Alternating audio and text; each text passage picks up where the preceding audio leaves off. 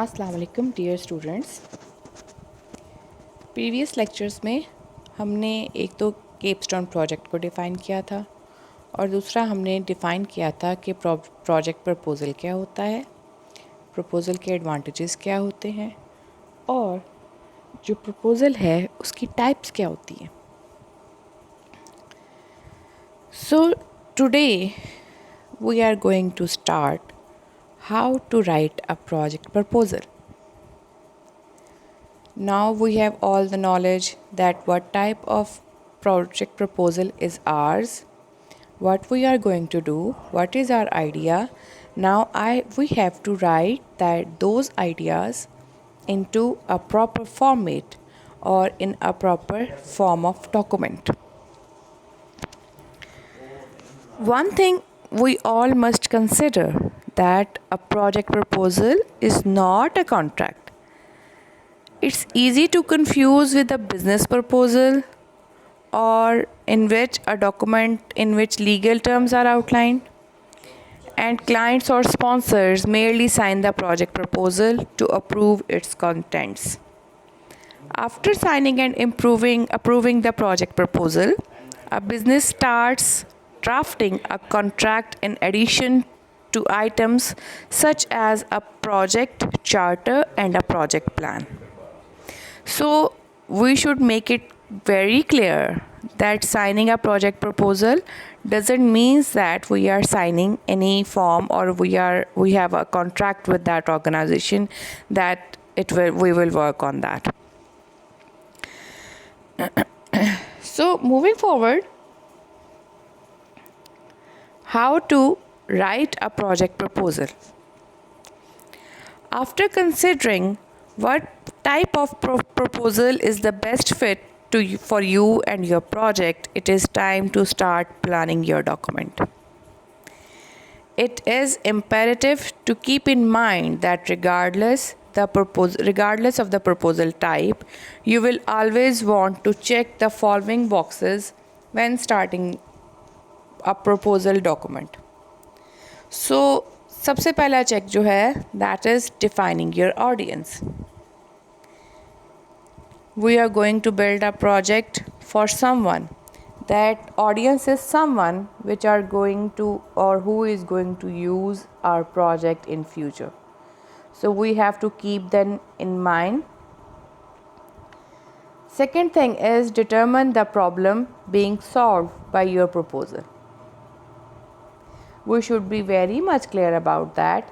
What problem was existing in the previous system and what problem we are addressing or what problem our proposed system would solve or what ease it would create for our target audience. Conduct research on current state of the issue and potential solutions. एक बड़ी मशहूर कहावत है, a problem well stated is a problem half solved. दुनिया में जितने भी मसले हैं उन मसलों में सबसे बड़ा मसला ये समझना है कि मसला है क्या. So here problem identification is of very much importance. Once we have identified a problem, then we have to conduct a research to find out which solution is the best, which is the easiest, simplest and fastest way to solve that problem. Proactively determine the effect that this project will have on company success. So we have to make an estimate and we have to determine that what effects will our project will have in the success of the organization we are going to design a project for. Establish a timeline and determine the type and amount of resources required. So here we are estimating all type of our resources, whether these are financial resources or these are other resources like intangible resources like time, etc. So we have to build a exact timeline. Estimated ही होती है ये ज़्यादातर, लेकिन estimate हमारे exact से करीब तरीन होने चाहिए. मतलब हमें पता होना चाहिए हमने कौन सा काम कितने टाइम में करना है, कौन कौन से रिसोर्सेज हमें रिक्वायर्ड हैं, कोई स्पेसिफिक सॉफ्टवेयर और या कोई स्पेसिफिक सिस्टम रिक्वायर्ड है, या जितने लोग उस पर काम कर रहे हैं उनकी कितनी आपने सैलरी वगैरह करनी है. वो सारी चीज़ें हम इसके अंदर जो है वो मेंशन कर देते हैं. ठीक है. Then we will begin to outline our proposal document.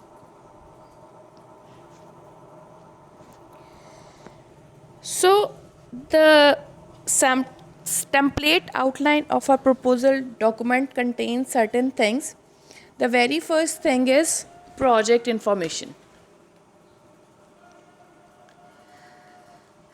The project information intends to provide a high level picture of the project as well as convey the most critical project details.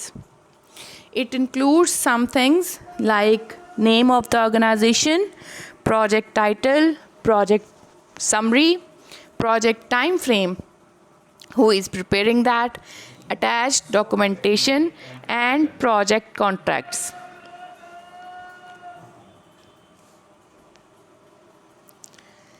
Second portion of the project proposal is project summary. The goal of this section is to present the reason for doing the project as well as starting all of these objectives. In this section in particular, it is very important to write concisely and clearly. Some project professionals even suggest writing the project summary last.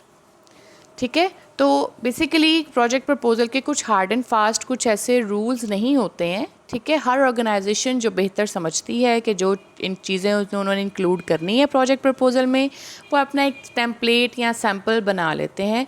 जैसे हमारी university का भी एक template मौजूद है जिसको हम next lecture में डिस्कस करने वाले हैं. So before you begin writing, you should be able to answer the following question.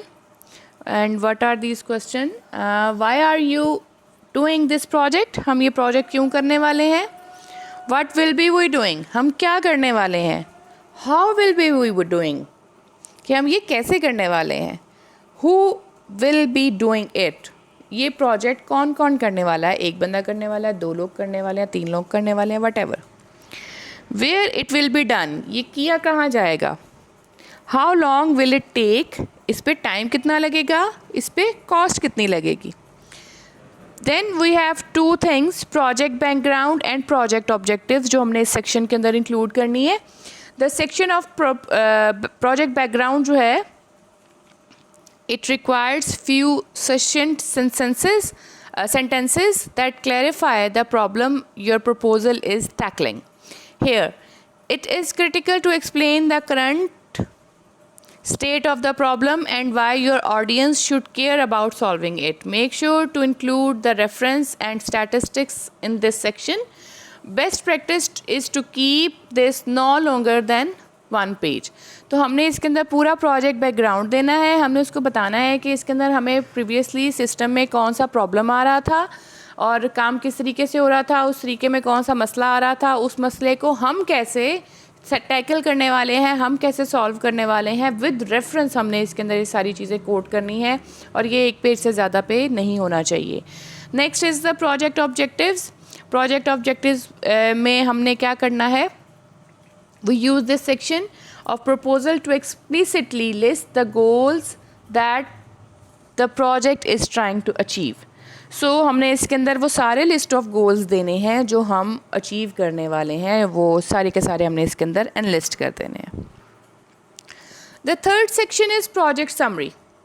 The project methodology section of project methodology, not project summary. So project methodology section of a proposal is where you detail the plan for how the objectives mentioned in the previous section will be achieved. तो पिछले section में जो हमने बताया है कि हम ये ऑब्जेक्टिव्स अचीव करने वाले हैं, यहाँ पे हमने उसका डिटेल जवाब देना है कि हमने ये ऑब्जेक्टिव्स किस तरह से अचीव करने वाले हैं, हम कौन सी मेथोडोलॉजी इस्तेमाल करने वाले हैं, हम कौन सी टेक्निक्स इस्तेमाल करने वाले हैं जिससे जो हमारे मसाइल थे वो सारे के सारे हल हो जाएंगे। This is the first section of the proposal that details the course of action to remedy the problem is meant to prove that adequate research has done for this decision. To start, outline the methodology being used, the population being addressed, and establish the process for reaching your objective. तो इसके अंदर हमने ये सारा कुछ बताना होता है कि हम कौन सी मेथडोलॉजी यूज़ करने वाले हैं, हमारी टारगेट ऑडियंस या हमारी पॉपुलेशन क्या है, हम किन लोगों के लिए ये बना रहे हैं, और हम अपने ऑब्जेक्टिव्स को अचीव करने के लिए कौन सा रास्ता या कौन सा तरीका जो है वो इस्तेमाल करने वाले हैं। Typically this section has 3 parts. First one is the project approach summary, second one is the task breakdown and time estimate, and third one is the project deliverables. So the first one is project approach summary. We use few sentences to describe the overall approach of the project. This includes how the team will be organized, what tools will be used, and how changes will be addressed during execution. तो इसके अंदर हमने अपनी पूरी project approach की summary दे देनी है कि हमने क्या करने वाले हैं, हमारे कितने टीम मेंबर्स होंगे, अगर हम ग्रुप में काम कर रहे हैं, 2 लोगों का ग्रुप है तो कौन कौन से लोग क्या क्या रिस्पॉन्सिबिलिटीज़ जो है वो अदा कर रहे होंगे, ठीक है, क्या कौन कौन सी टूल्स यूज़ हो रही होंगी, फॉर से अगर हम जावा पे काम कर रहे हैं, PHP पे काम कर रहे हैं, whatever language we are using, हम उसको इसके अंदर लिखते हैं, ठीक है। और हमने उसमें ये देना है कि अगर हमारे प्लान में ज़रूरी नहीं कि जो हम प्लान कर रहे होते हैं रियल में भी वैसा ही सारा कुछ चल रहा हो, कहीं पे अनसर्टन सिचुएशंस आ जाती हैं, तो उन अनसर्टन सिचुएशंस को हम कैसे डील करने वाले हैं, उन चेंजेस को हम कैसे डील करने वाले हैं, वो हमने यहाँ पे एक थोड़ा सा उसको प्लान देना है। Then we have the task break down and time estimates. This section of proposal, this is a section of proposal where a detailed project schedule is presented. To start, make a list of tasks that requires for the project as well as estimation of the hours required to complete each one. हमने क्या करना है, हमने अपने पूरे project को break down कर देना है, उसमें कौन कौन से स्टेप्स इन्वॉल्व हैं, उसमें कौन कौन सी सेट ऑफ एक्टिविटीज़ इन्वॉल्व हैं, और फिर हमने हर सेट ऑफ एक्टिविटीज़ को आवर्स के हिसाब से एक एस्टिमेट टाइम दे देना है कि इस काम को करने के लिए हमें इतने घंटे चाहिए। उन घंटों को हमने सारा हर एक एक्टिविटी को एक आवर्स के यूनिट के अंदर हमने उनको एक वैल्यू असाइन करनी है। From there you can take a look at your resource pool and allocate your team accordingly.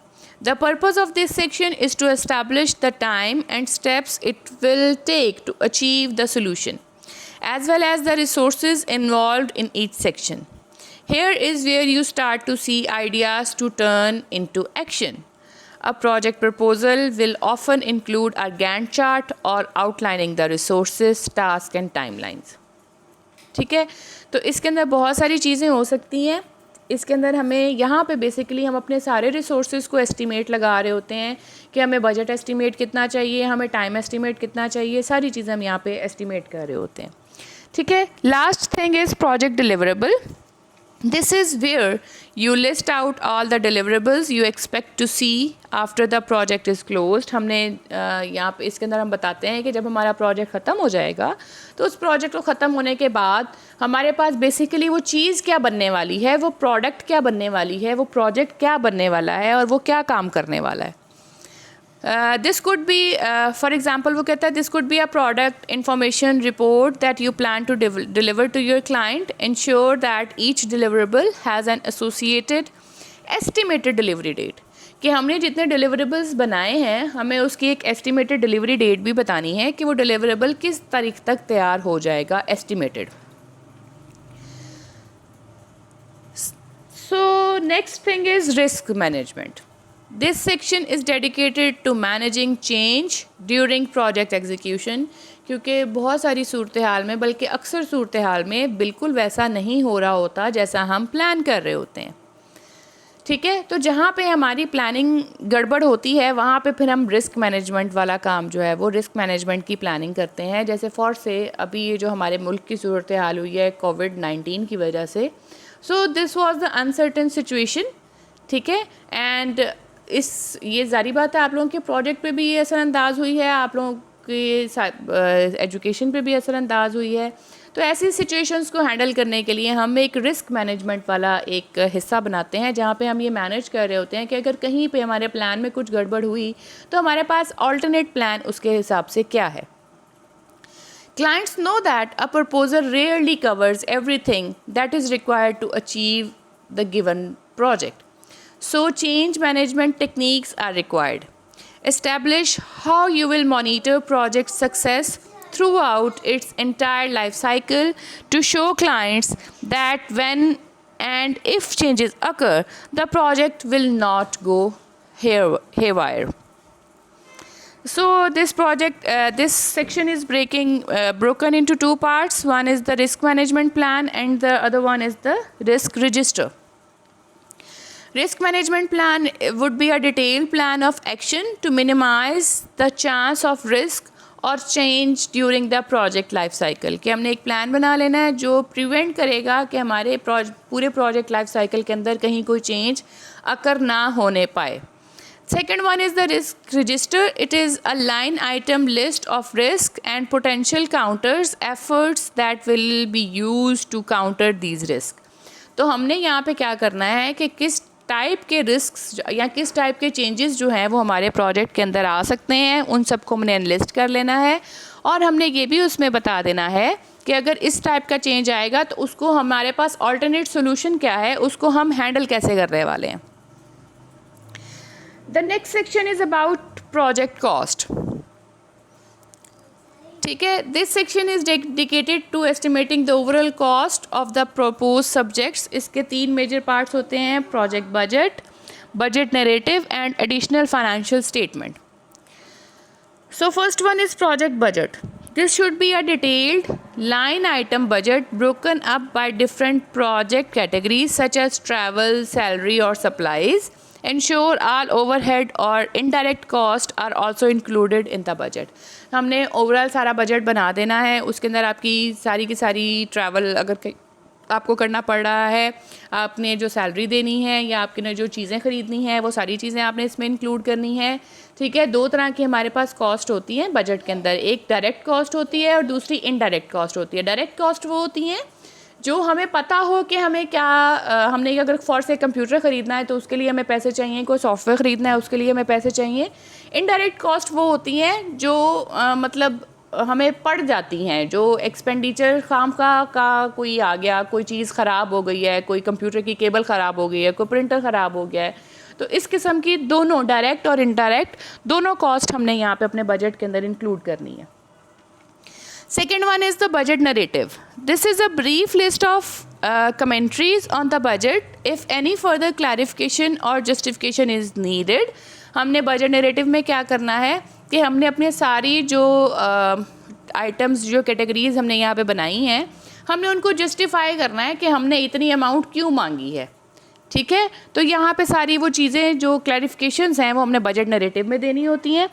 Third one is the additional financial statement. Some project, depending upon complexity, will require additional financial statements like a profit and loss statement, tax return और funding statement.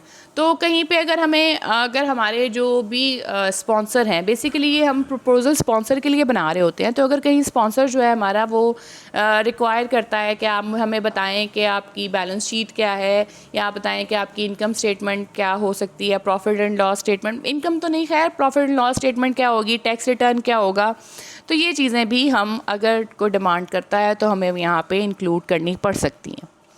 ठीक है, next section जो होता है किसी भी project proposal का, वो होता है कंक्लूजन के बारे में. The conclusion section of a project proposal intends to be a brief review of all the points already discussed. हमने पीछे प्रीवियसली जितने भी पॉइंट्स डिस्कस किए होंगे, कंक्लूजन के अंदर हमने उस सब की एक समरी बना देनी है, उस सब का एक ख़त्मी नतीजा यहाँ पे आपने एक बना देना है.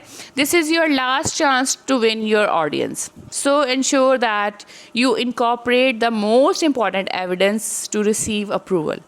This is the final moment to prove you have adequately researched all the solution and your proposed method is best for business. तो ये कंक्लूजन के अंदर हमने जितनी भी रिसर्च की है अपनी उस प्रॉब्लम के बारे में, उसके सॉल्यूशंस के बारे में, उसको बेहतरीन अल्फाज के अंदर हमने कंक्लूजन में बयान करना है, क्योंकि ये हमारा लास्ट चांस है कि हम अपनी टारगेट ऑडियंस को एस्पायर कर सकें, उनको यहाँ से हम इंस्पायर कर सकें ताकि वो हमारे प्रोजेक्ट को जल्दी से अप्रूव कर दें.